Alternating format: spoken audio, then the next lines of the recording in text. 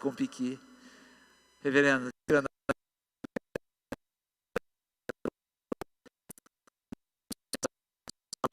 nessa semana, falando ao povo.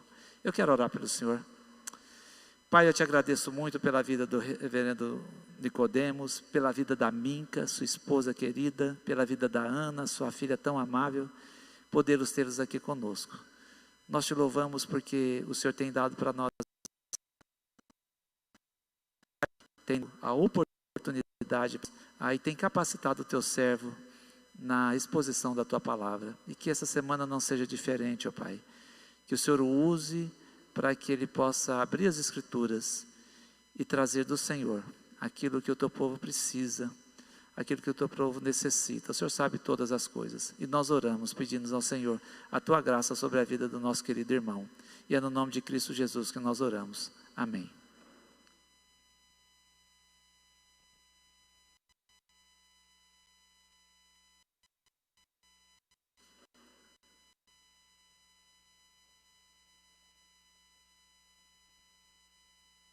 Queridos irmãos, boa noite a todos. Nós estamos muito felizes em estar aqui mais uma vez, revê-los, conhecer outros queridos irmãos e amigos e juntos participar de mais uma semana abençoada aqui no Palavra da Vida. Louvado seja Deus por isso. Palavra da Vida é um ministério que teve uma importância muito grande na minha vida. Foi lá que a Minca pediu para namorar comigo. Então foi um momento decisivo, né, na nossa vida. No tempo que ela e eu, nós trabalhávamos como equipantes lá no Palavra da Vida Nordeste, vários dos pastores do Palavra da Vida nos orientaram, especialmente a mim, na fase da minha conversão e depois chamado para o ministério. Então eu tenho uma gratidão muito grande a Deus pelo ministério do Palavra da Vida e enquanto eu puder servir os irmãos, estarei à disposição. Queridos, durante essa semana eu queria falar a respeito de depressão espiritual. Na verdade é um tema muito amplo e aqui eu queria incluir a questão de viver ansioso, as preocupações, como é que a gente encara os sofrimentos da vida. A realidade é que nossa existência ela é marcada por contratempos, por doença, envelhecimento, perdas, luto. E todos nós lutamos contra a dor, contra o sofrimento, contra circunstâncias que não foram planejadas. E eu duvido que haja alguém aqui que nunca experimentou algum momento de ansiedade, de angústia, de preocupação. E às vezes esses momentos se tornam em meses e às vezes em anos, né? Pessoa que sofre com essa tristeza, essa melancolia, mesmo sendo crente. Então eu queria, durante a semana, tratar desse assunto. Como eu vou fazer isso? Eu vou pegar algumas passagens bíblicas que falam, ou de maneira direta ou indireta, a respeito de como nós podemos viver ou encontrar paz aqui nesse mundo. E aplicar esses princípios à nossa vida, na expectativa de que eles possam ajudar você. Eu parto do princípio de que, por conta do pecado, e por conta da complexidade do ser humano e da unidade que existe entre o nosso corpo, a nossa alma ou espírito, é muito difícil, às vezes, você identificar se a melancolia, a tristeza, a angústia, ela é de origem espiritual, ou seja, alguma deficiência de entendimento na sua fé, na sua doutrina, algum conceito errado que você tem de Deus, alguma expectativa indevida que você tinha da vida cristã, ou às vezes é resultado de problemas que nós todos passamos mesmo, né? Um problema com hormônios, problema com alguma química do nosso cérebro. Eu sei que existe isso. Eu não sou psicólogo, não quero entrar, ou nem psiquiatra, não estou aqui para dizer a você parar de tomar remédio. Mas eu queria que a gente refletisse, que visse que onde a ansiedade, a angústia e a tristeza são resultado de uma deficiência espiritual, que isso possa ser curado. E que durante essa semana nós aprendamos alguns princípios bíblicos que talvez, inclusive, ajudem você a ter esse discernimento.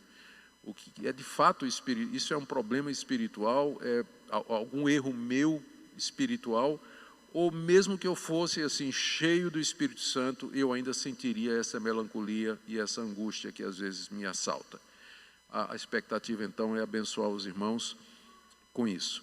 Vou falar a partir de muitos anos de pastorado, né? Já estou chegando, desse ano que vem completo 40 anos de ministério pastoral, atendi, já conversei com muita gente.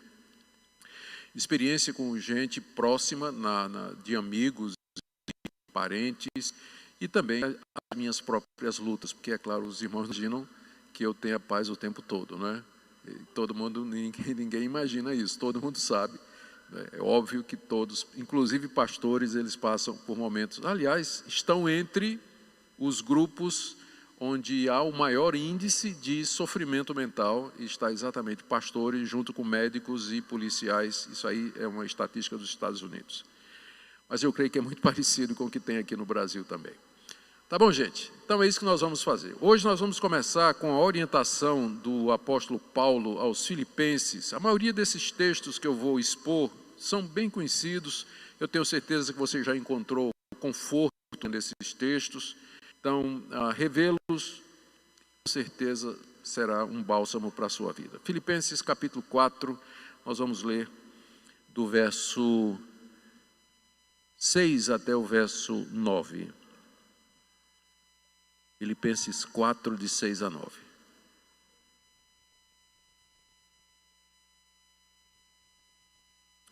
Não andeis ansiosos de coisa alguma. Em tudo, porém, sejam conhecidas diante de Deus as vossas petições pela oração e pela súplica com ações de graças. E a paz de Deus, que excede todo entendimento, guardará o vosso coração e a vossa mente em Cristo Jesus. Finalmente, irmãos, tudo que é verdadeiro, tudo que é respeitável, tudo que é justo, tudo que é puro, tudo que é amável, tudo que é de boa fama, se alguma virtude há e se algum louvor existe, seja isso o que ocupe o vosso pensamento.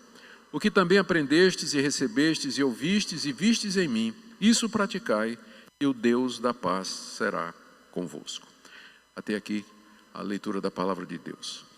Pai querido, nós pedimos a iluminação do Teu Espírito Santo, pedimos que o Senhor nos conduza através das palavras dessa passagem que foram inspiradas por Ti, e nós pedimos que o Senhor nos ajude a experimentar essa paz que está prometida aqui. Nos ajude a lidar com ansiedade, como o apóstolo Paulo aqui ajuda a igreja de Filipos a fazer. Nos ajuda, Senhor, a enfrentar as angústias desse mundo de acordo com aquilo que o Senhor nos revela, para que nós possamos dar testemunho a um mundo desesperado, a um mundo vazio, cheio de dores e angústias. É o que pedi em nome de Jesus. Amém. Irmãos, algumas observações antes de passarmos à exposição do texto. Primeiro, vocês perceberam que aparentemente eu ignorei o subtítulo, o negrito que está aí entre o verso 7 e o verso 8, pelo menos na Almeida atualizada, Nova Almeida, entre o verso 7 e o verso 8, tem um subtítulo em negrito dizendo em que pensar, não é isso? Isso aí não foi colocado pelo apóstolo Paulo, como vocês sabem, isso é a Sociedade Bíblica do Brasil que colocou, bem intencionada. Ela queria dizer ao leitor o que é que Paulo vai falar em seguida. Mas ao fazer isso, algumas vezes, as sociedades bíblicas quebram o fluxo do pensamento, quebram a unidade da passagem, por assim dizer. Porque Paulo não parou de falar do assunto, não. Ele no verso 6, ele termina no verso 6, ele fala que nós não devemos andar ansiosos, e no verso 7 ele fala que a paz de Deus vai estar conosco. E ele continua a falar nisso, tanto é que no verso 9 ele termina dizendo, e o Deus da paz será convosco. Então o tema do verso 6 até o verso 9 é essa paz que vem de Deus. Então o negrito aí impede o leitor, né, desavisado, de perceber que há uma coerência aí, não é? Há uma linha de pensamento aí, há uma argumentação que o apóstolo Paulo está fazendo. Então eu vou tratar o texto como um todo. Segunda observação é que quando Paulo escreveu isso, ele estava preso em Roma, aguardando o julgamento de acusações que os judeus haviam feito contra ele, com a possibilidade de que ele encarasse a sentença de morte. Não ocorreu, ele foi livre daquela primeira prisão, ele vai morrer menos de 6 anos depois, às mãos do imperador Nero ali em Roma. Essa é a sua primeira prisão, provavelmente na cidade de Roma. Por que isso é importante? Não deixa de ser, no mínimo, curioso o fato de que um homem que está preso não tem liberdade de ir para onde ele gostaria de ir, que foi interrompido no meio de uma tarefa que ele recebeu de Deus, que era pregar o evangelho ao mundo todo. Esse que tinha todas as razões do mundo para estar angustiado, deprimido, desanimado, abatido, porque estava ali preso, isolado do trabalho que ele queria fazer. Entretanto, é o mesmo homem que diz para os seus leitores o tempo todo nessa carta: alegrai-vos sempre no Senhor, alegrai-vos sempre no Senhor. E aqui ele diz isso: não vivam ansiosos por coisa nenhuma, por coisa nenhuma. Paulo está pregando aquilo que ele sabe que é verdade. Ele tinha tudo para ser uma pessoa ansiosa, preocupada, desanimada e pensando no que o futuro haveria de lhe reservar. Entretanto, pela graça de Deus, esse homem havia aprendido a enfrentar as agruras da vida de uma forma tal que ele podia, com autoridade, com sinceridade e sem hipocrisia, orientar os crentes de Filipos a viver uma vida em paz, uma vida de alegria no Senhor, mesmo no meio de todas as dificuldades. A passagem tem uma divisão muito simples. Primeira ordem, para que eles não andem ansiosos, no verso 6, e depois 3 orientações práticas sobre como eles deveriam cumprir essa ordem. Não andem ansiosos. Primeiro, vocês têm que orar para que vocês não vivam ansiosos, para que vocês tenham a paz de Deus. Isso aí está no verso 6 e no verso 7. Vocês têm que pensar da maneira correta, é isso o ensino do verso 8. E vocês têm que viver de acordo com o padrão e o modelo que eu deixei para vocês. E o Deus da paz será com vocês. Então, é muito simples. O que falta é a gente colocar em prática, não é? Mas é muito simples o que está aqui. Então, vamos lá. Vamos esmiuçar o texto aqui. Primeira ordem de Paulo: não andeis ansiosos de coisa alguma. É uma ordem mesmo. Não é um conselho, não é uma sugestão, não é um pedido, não é uma opinião. Está no imperativo, que é o modo do verbo que sempre indica ordem. O imperativo espera ser obedecido. Então, é como se Paulo dissesse: se é um mandamento, segue-se que se eu vivo ansioso, eu estou quebrando esse mandamento e, obviamente, eu estou em falta diante de Deus. E, por outro lado, se é um mandamento que eu não viva ansioso por coisa nenhuma, significa que Deus quer que eu experimente a paz dele e a não ansiedade em todos os momentos e todas as situações da minha vida. Portanto, eu sei que eu não estarei sozinho na minha busca por paz, porque Deus faz em nós aquilo que ele pede. Aliás, essa é uma frase muito antiga, atribuída a Agostinho, né? Manda o que quiseres, dá-me a tua graça e manda o que quiseres, ou opera em mim tudo aquilo que pedes.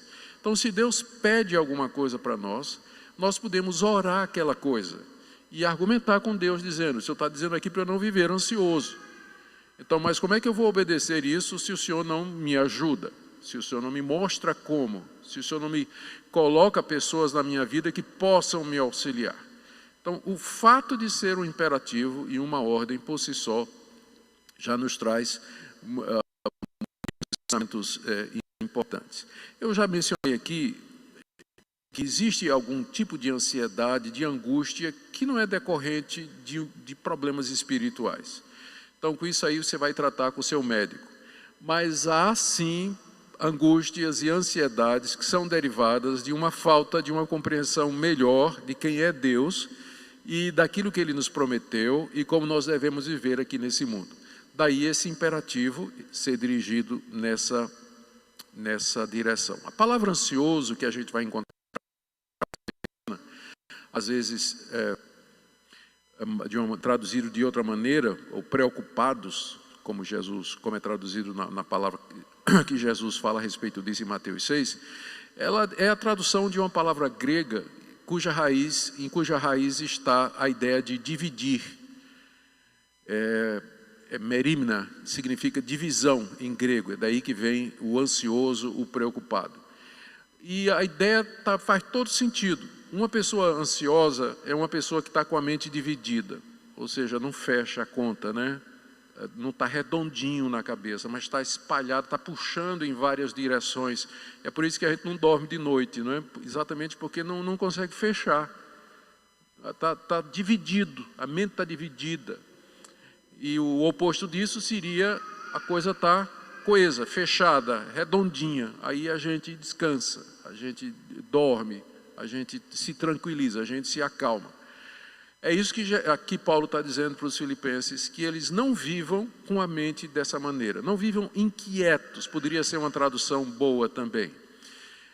Eu não creio que Paulo aqui está sugerindo com isso que é possível uma vida onde nunca o cristão vá sentir alguma inquietação ou alguma ansiedade.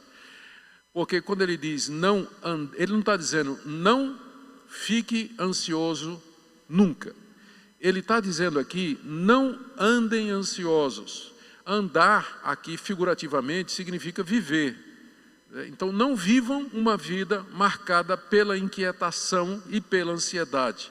Então, o que Paulo está proibindo aqui não é aqueles momentos compreensíveis em que a gente fica ansioso, a gente fica preocupado, inquieto com alguma situação da vida, envolvendo nosso sustento, a nossa saúde, os nossos familiares, mas é um estado constante em que o crente ele vive inquieto, ele vive preocupado com tudo, ele fica ansioso com todas as coisas, que é o próximo ponto aqui, não é? Não andeis ansioso de coisa alguma. Então não existe, é como se Paulo dissesse, não há desculpa nenhuma para um crente em Jesus Cristo viver uma vida de ansiedade, de inquietação e de preocupação. Não há nenhum motivo, não andem ansiosos por coisa nenhuma.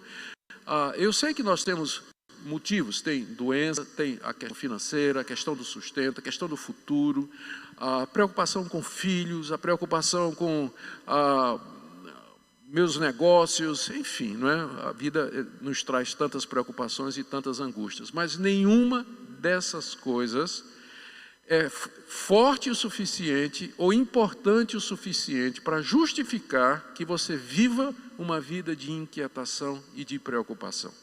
Que em alguns momentos eu posso ter, eu imagino que não há ninguém questiona isso.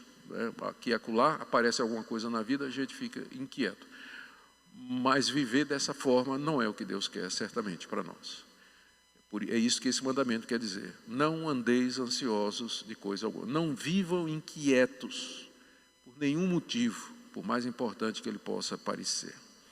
Em vez disso, o apóstolo Paulo nos diz aqui, nós devemos orar. Essa é a primeira orientação que ele dá aqui para os filipenses. Em tudo, porém, ou seja, em todas as circunstâncias que nos trazem preocupações, o porém coloca a alternativa aí, não é? Em vez de você viver ansioso, traga essas ansiedades diante de Deus. Primeira coisa que ele orienta é orar. E pode parecer óbvio, mas não é. A gente sabe por experiência que quando vem uma notícia ruim, alguma coisa acontece, que às vezes a última coisa que a gente deixa para fazer é orar. A primeira reação é enfrentar. Né? Como é que eu resolvo isso? O que é que eu tenho que fazer para resolver essa situação? E aí, de repente, a uma certa altura, quando a gente já tentou alguma coisa, a gente lembra de orar. Não é natural que a nossa primeira reação seja de oração, porque apesar de termos sido salvos e justificados, nós continuamos pecadores e a inclinação do nosso coração nem sempre é para Deus o tempo todo. Então, quando chega a ansiedade e a preocupação, ou qualquer coisa que possa motivar isso aí, nem sempre nós oramos, ou nós deixamos para orar muito tempo depois. Então, aqui a primeira coisa que nós podemos aprender, praticar isso. Se é alguma coisa que a gente tem que aprender a fazer, não é só na teoria não. Né? Na teoria aqui está muito bonito. Aprender isso, fazer disso uma disciplina, que na hora que a ansiedade começa a levantar a sua cabeça feia dentro do meu coração, é o momento que eu vou orar e trazer diante de Deus aquilo que está permitindo que a ansiedade se instale, que o pavor, que o pânico comece a entrar no meu coração. É quando então eu devo buscar a Deus. A primeira coisa a fazer. E Paulo nos diz aqui algumas coisas que podem nos ajudar a orar. Ele diz que primeiro ele fala assim: sejam conhecidas diante de Deus as vossas petições.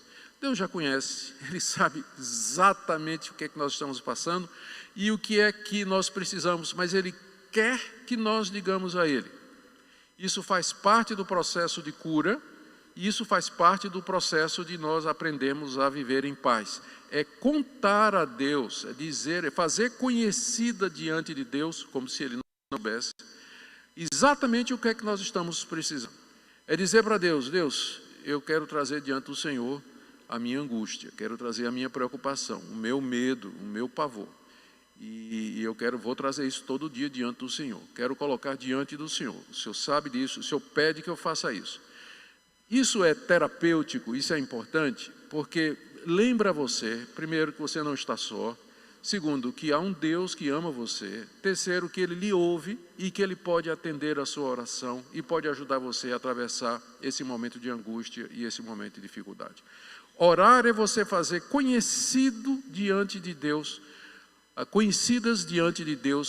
as suas necessidades. Paulo aqui se refere à oração, primeiro como sendo petição. Está vendo aí no verso 6? Sejam conhecidas diante de Deus as suas petições.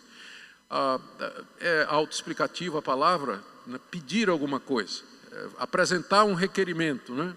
Solicitar alguma coisa. Deus quer que a gente peça para Ele. Ele sabe que a gente está angustiado, sabe que está passando um momento difícil, mas Ele quer que você chegue diante dEle, diga a Ele isso e que você peça. Petição é a primeira coisa. Segundo, pela oração. Oração é a palavra mais comum na Bíblia para significar oração, e ela é muito ampla. É o ato de você se colocar diante de Deus e falar com Deus, escutar Deus falar com você, enfim, ter um diálogo com Deus, conversar com Deus. A palavra oração é a palavra mais ampla que a gente tem no Novo Testamento para isso. Súplica já indica um tipo de oração em que você já se ajoelhou, né, já está quebrantado, seu coração já está compungido e você quer muito aquilo, né? Você não está pedindo mais, você já está suplicando, é diferente, né? Você já está suplicando a Deus, já está pedindo com lágrimas, pedindo com clamor, pedindo diante de Deus, com todo o seu coração, para que Ele ouça, para que Ele veja, para que Ele atenda aquele momento que você está falando. E olha aí como termina, com ações de graças, porque Deus quer que você lembre, na hora da ansiedade, tudo o que Ele já fez por você. Isso é outra coisa que a gente esquece direto. A gente tem a teoria, né? Mas na prática é isso aí. Na hora que a ansiedade vem, especialmente aquelas coisas, as ansiedades e preocupações relacionadas com o futuro, né? Que tem a ver com dinheiro, saúde, enfim, coisas que estão fora do nosso controle, a gente esquece de olhar para o passado e ver quanta coisa Deus já fez por nós. Não há nenhum de vocês aqui que não poderia se levantar hoje, vir aqui à frente e dar testemunho e apresentar ações de graças a Deus. Vocês têm tanta coisa pela qual agradecer, tanta coisa, tanta, e a gente esquece. E é exatamente porque a gente esquece como Deus tem cuidado, como Deus proveu, como Ele nos sustentou, como Ele vem caminhando com a gente. Exatamente porque a gente se esquece disso, é que a gente entra nesse processo de ansiedade, de preocupação.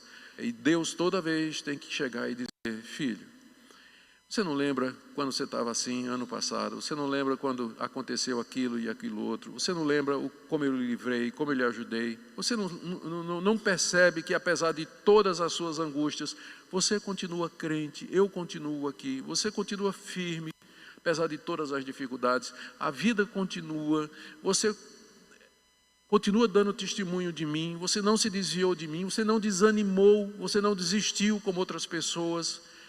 Com ações de graças, essas orações, súplicas que dão conhecimento a Deus das nossas necessidades, tem que ser lembradas disso aí para não parecer a Deus que a gente é ingrato. Que a gente é ingrato. Então, a primeira coisa que você tem que fazer, quando a ansiedade vem, a preocupação está diante de você, não vai conforme você pensa, e a preocupação começa a querer entrar, ore. Tire um tempo para Deus. Geralmente é bom anteceder isso com a leitura da Bíblia.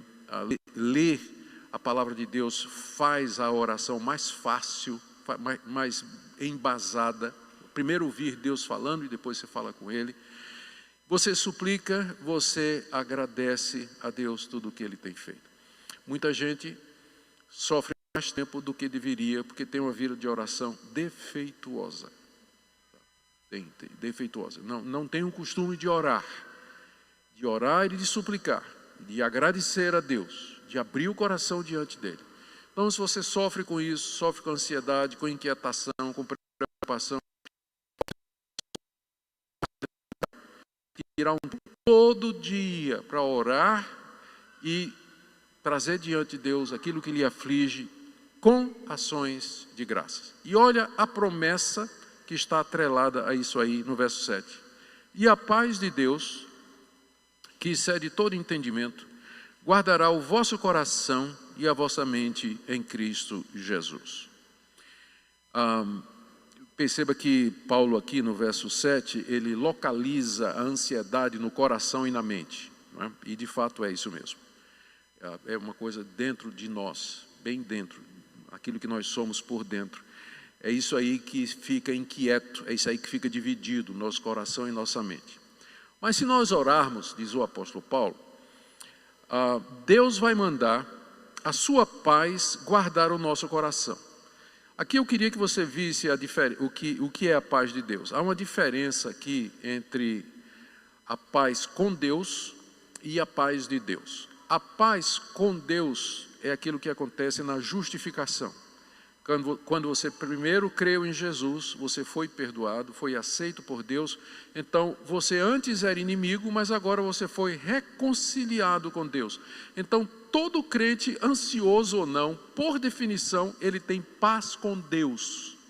Isso aí já é uma coisa que é dada, isso não depende de você. Isso aí foi Deus que reconciliou você com Ele mediante Jesus Cristo. Então, Deus está em paz com você e você está em paz com Deus. Esse é o estado do regenerado, do convertido e do salvo. Ele está em paz com Deus. Isso Paulo fala lá em Romanos capítulo 5. Justificados, pois, mediante a fé, temos paz com Deus, mediante o nosso Senhor e Salvador Jesus Cristo. Não é dessa paz que o apóstolo Paulo está falando aqui. E não é ficando ansioso que você vai perder a paz com Deus. Essa você nunca perde. Se você já foi reconciliado com Deus, você nunca vai perder esse status de paz com Deus. O que Paulo está falando aqui é da paz que procede de Deus. Aí ele está falando do sentimento, da emoção, da sensação. A paz de Deus, essa você pode não ter. Então, o ideal é que você tenha paz com Deus e a paz de Deus. Mas é muito frequente, não é? É muito frequente acontecer que, assim, é raro, mas acontece sempre, não é? Que o crente, ele tem paz com Deus, mas nem sempre a paz de Deus no coração. Nem sempre ele tem a paz de Deus no coração. Por quê? Porque não ora, não é? Primeira coisa aqui, porque ele não busca essa paz através da oração. Paulo está prometendo que Deus vai mandar a sua paz guardar o nosso coração. Guardar é um termo militar, que é usado para descrever a tarefa de uma sentinela que monta a guarda à entrada de um quartel. Ela fica ali armada para não deixar nenhum inimigo entrar. A paz de Deus monta a guarda à entrada do seu coração para não deixar a ansiedade entrar. A paz de Deus guardará o seu coração e a sua mente em Cristo Jesus, que é a razão de tudo isso, é a base para Deus fazer tudo isso. É o sacrifício do Senhor Jesus Cristo por nós. Isso excede todo o entendimento. Então, eu não posso nem explicar, né? Se ela excede todo de explicar para vocês. Mas eu tenho certeza de que todo crente verdadeiro, alguma vez na vida, já experimentou essa paz de Deus que transborda e que desafia qualquer expectativa de definição e de esclarecimento. Que se você quisesse descrever aquela experiência que você teve de paz, de tranquilidade, de calmaria que entrou no seu coração, seguida de gozo, de regozijo. Você não teria como explicar para alguém o que é que aconteceu. Você só diria: eu passei por um livramento, Deus atendeu minha oração, meu coração está em paz. E você não saberia como descrever. Nossa mente e o nosso corpo podem suportar. É por isso que vai ter ressurreição dos mortos, para que a gente possa, para que o vaso possa suportar a glória que nos espera. Mas aqui no mundo é um vasinho de barro, né? É um jumentinho que leva um fardo grande e nem sempre a gente consegue. Pedro fala disso na sua primeira carta, quando ele se refere a uma alegria indizível e cheia de glória. Paulo se refere a isso também em Romanos capítulo 8, quando diz que o Espírito Santo intercede por nós com gemidos inexprimíveis. E lá em 2 Coríntios capítulo 12, ele disse que quando chegou lá no céu, no arrebatamento que ele teve, ele ouviu coisas que ao homem não é lícito referir. Então nós experimentamos, se por um lado a gente experimenta a ansiedade, a tristeza, a depressão, a melancolia, por outro, Deus concede que aqui nessa vida a gente experimente coisas que desafiam, inclusive, nossa capacidade de explicação e de entendimento. E isso é que é chamado a paz que vem de Deus. Paz de Deus no nosso coração. Você quer isso? Primeira coisa, tem que orar. Deus pode lhe dar sem que você ore? Claro. Mas Ele quer que você ore. Ele quer que você peça. Ele quer que você entenda que é dele que vem essa paz. E você não vai encontrá-la nos meios humanos simplesmente, mas é alguma coisa que supera a nossa expectativa ou de descrição.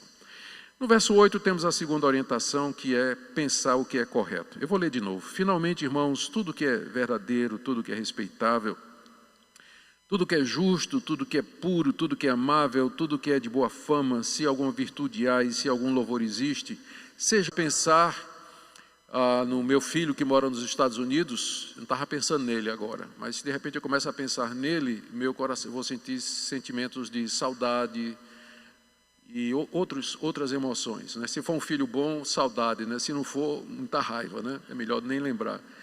Eu estou brincando. Mas entende o que eu quero dizer, não é?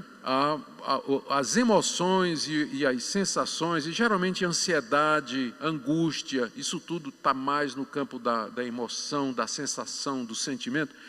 Eles seguem a mente. Então, onde a mente vai, o sentimento vai atrás, acompanhando.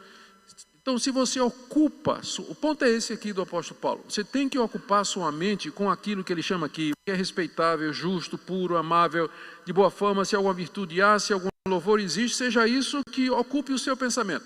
Se você ocupa o seu pensamento com a verdade, com aquilo que é justo, com aquilo que é certo, com aquilo que é correto, então a sua mente, uma vez que ela foca nessas coisas, que ela gira nessas coisas, ela vai produzir sentimentos de tranquilidade, de confiança e de paz. Todo mundo sabe, né? Todo mundo sabe que parte do processo de ansiedade e de inquietação é que a mente não consegue se desligar daquilo que a aflige e que a ferroa. A gente fica rodando aquilo na mente, não é? Um dia desse eu vi um menino, né, com aquele cubo colorido, esqueço até o nome, né? Tá, e a mente, eu fiquei ali olhando, né? E ele mudava um lado, outro, tal, e a coisa, uma coisa puxava a outra, não tinha fim a quantidade de movimentos, até que finalmente ele fechou, né? Mas aí a mente da gente fica assim, a gente pega um problema e começa a olhar para ele, né, de todos os lados, o dia todo. A semana toda, aquilo ali, a gente, né, olhando de um lado para o outro, e não sabe, não tem saída. Já tentou fazer aquele cubinho, já tentei desistir, né, não consigo fazer. Né, não consigo fazer. Então a gente faz a mesma coisa na cabeça, com o problema, qualquer que seja. E aí é claro que você vai ficar angustiado. É claro que a ansiedade vai entrar no seu coração. É claro que se você só ocupa a sua mente só com isso, e aí quando você não está fazendo isso, você vai ocupar com o quê? Aí, rede social. Vamos falar sério agora, rede social. E aí, de vez em quando tem umas piadas interessantes da rede social, né? Eu gosto de ver, ler, tem uns vídeos lá engraçados. De vez em quando a Minka também, eu vejo a Minka rindo sozinha, né? Aí eu vou ver o que é. Ela participa de um grupo de mulheres, não vou dizer qual é, fica mandando essas coisas, um monte de fofoqueira, né? Fica mandando essas, falando mal da vida dos outros, de vez em quando mandando esses videozinhos, né? Eu já disse para ela, olha essas pessoas de fofoca aí, brincando. Mas sempre, né? Agora, a rede social, ela traz, as redes sociais, elas, exatamente por conta da natureza delas, elas trazem informações, especialmente na área de política, na área sanitária, na área financeira, na área econômica, que a gente nem sabe se aquilo é verdade, não tem nem como verificar se aquilo ali tem origem. Então tem gente que passa o dia inteiro lá, no Facebook, no Instagram, no Twitter, acompanhando aquilo ali. Eu já fiz isso, eu parei, eu tenho conta em todas as redes sociais, mas eu uso só mesmo para o meu ministério. Mas eu costumava ser um tuiteiro, tuitava o dia todo, ficava lendo lá aquilo ali, e às vezes eu saía assim, me arrastando, né? Me arrastando de tão abatido. Meu Deus, o mundo está acabando. A coisa está ruim mesmo. Meu Deus, eu não posso sair na rua. Se eu sair, eu vou ficar doente. Ou então, tantas outras coisas, tanta desinformação de um lado e de outro. E você passa o dia todo vendo isso. Você quer o quê? Sentir o quê depois? A paz de Deus? Quando nem a Bíblia você leu. Como é que você quer a paz de Deus? É claro que você está ansioso. É claro que você está deprimido. É claro que você está abatido, está desanimado, porque esse é o espírito do mundo. Eles não têm esperança.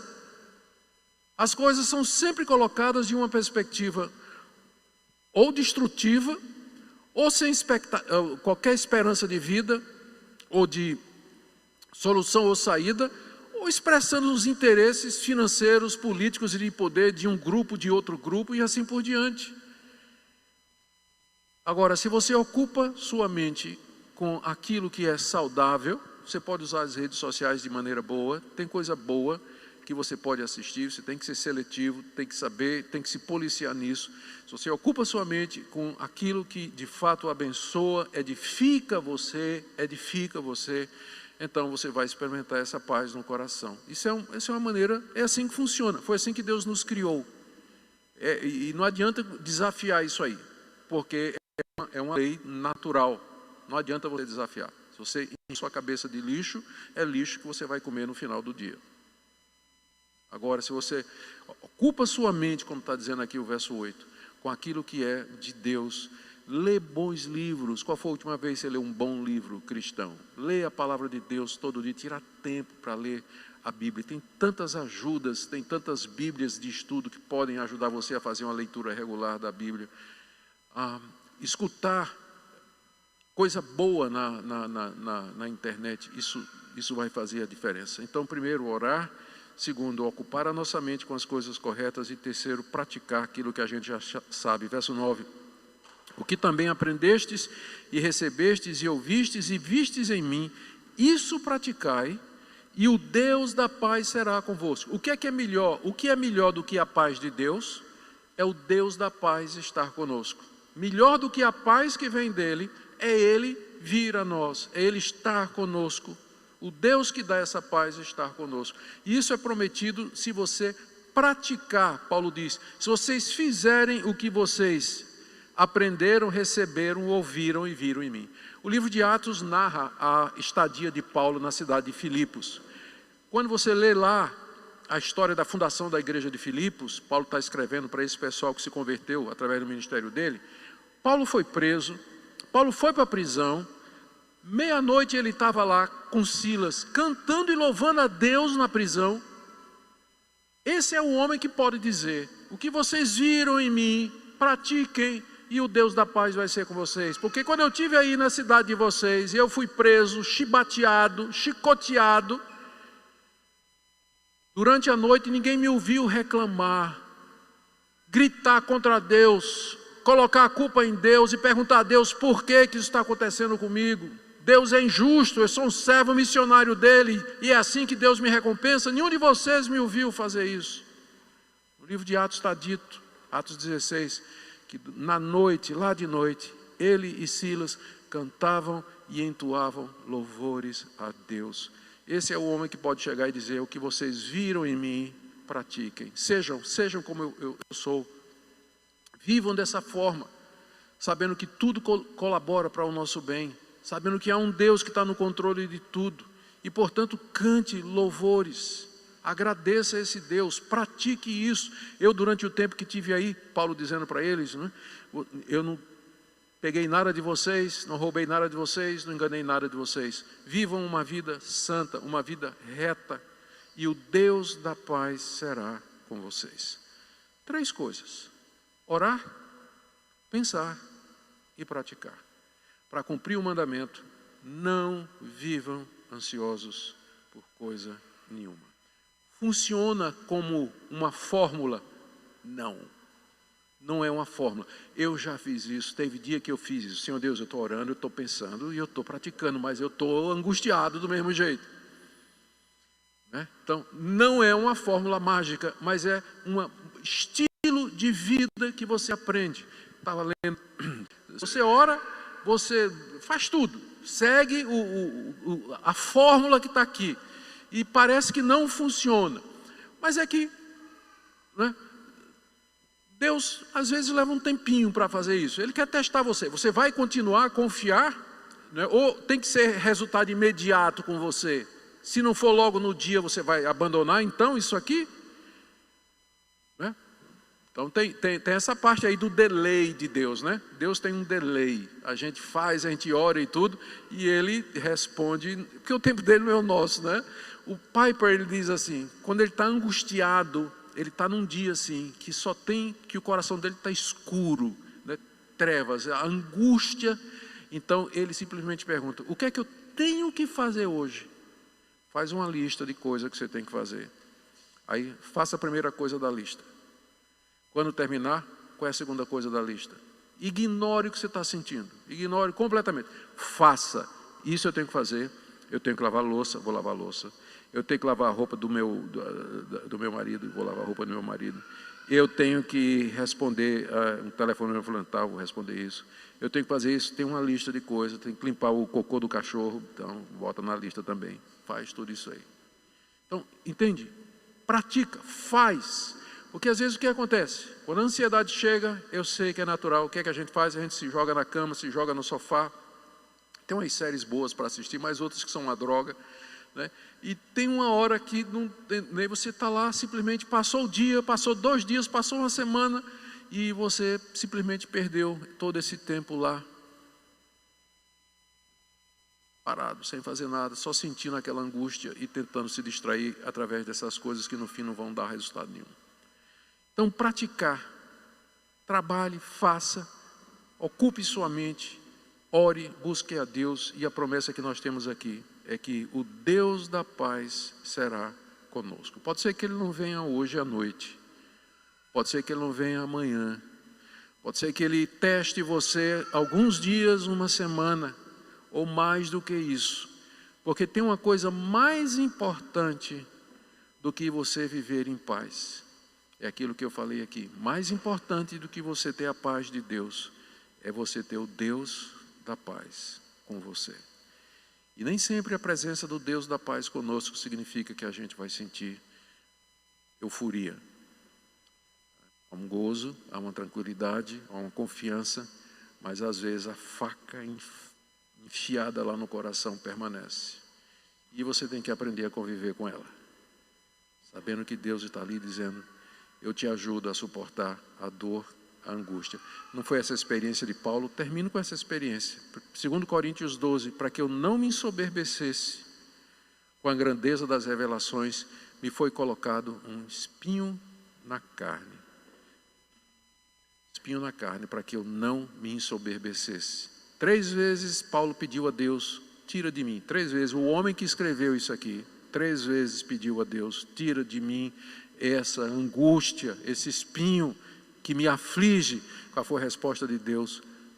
Não, porque a minha graça te basta. Melhor do que a paz de Deus é o Deus da paz conosco. Que Deus nos ajude, irmãos, essa semana a refletir sobre essas passagens, para que nós aprendamos a lidar com essa situação que é comum a todos nós e que nós aprendamos a amar esse Deus, não pelo que Ele pode nos dar, mas pelo que Ele é. Consola nosso coração aqui nessa noite, aflitos, temerosos, inquietos. Pedimos a Tua paz ao coração. E se não quiseres fazer isso nessa noite, que Tu venhas estar conosco, porque Tua graça nos basta. Com a Tua graça nós enfrentaremos, ó Deus, a angústia que for. Nos ajuda a entender isso. Pedimos em nome de Jesus. Amém. Deus abençoe os irmãos.